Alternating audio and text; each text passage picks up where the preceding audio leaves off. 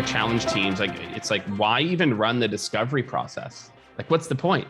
What is it? Is it really just for Bant or Medic? Like, that's not really the point of the discovery process. The actual point of the discovery process is to gather what's important to you so I can show you how we can solve those things. But we're in the age of Squid Games, but like demo boarding, which is you get on, someone's so excited to show the tech, and what happens is they just talk at you for 55 out of 60 minutes, and all your goodwill drains out because you really do, you want to ask some questions. You really want to tell them what your use case is. And there's, can you believe that? And there's that button, and there's that, and they're so excited about the features. And you just watch the prospect, wilt like a flower. Like they're now in the Charlie Brown class. Wah, wah, wah, wah. Yeah. And then they go into the demo and they don't talk. They go through record. I recorded this demo, I hit play and I walked away. And that is the one that I get so frustrated at. I'm like, did you hear anything that I just said? Like, I literally told you the use case. I told you what's important to us. And it's like, you can't help yourself but to go through that one size fits all demo. I used to do a game with my frontline teams. There's two things we used to do. And this when I was managing, literally teams that were, both setting their own meetings and closing their own deals. One is, I would say they couldn't use a feature name. You literally cannot say the feature, period. You can't say XYZ. Instead, you have to describe what it's going to do for me and the impact. Two, can't use the company name.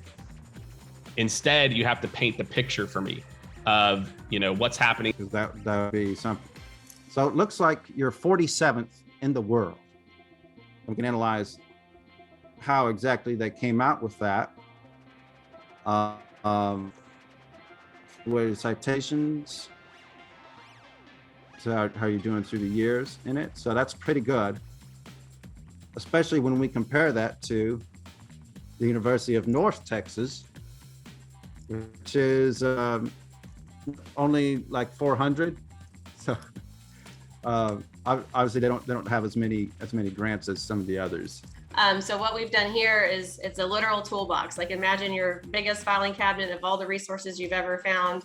And we have teachers, they're going to Pinterest to find activities. They're going to Teachers Pay Teachers. They're making their own stuff. They're building their own lessons. They're copying things from books, and they're trying to find the appropriate resources for students across their classroom and across the campus. So what Chili Piper does is quite simple. We can see it in action here. Here's your email.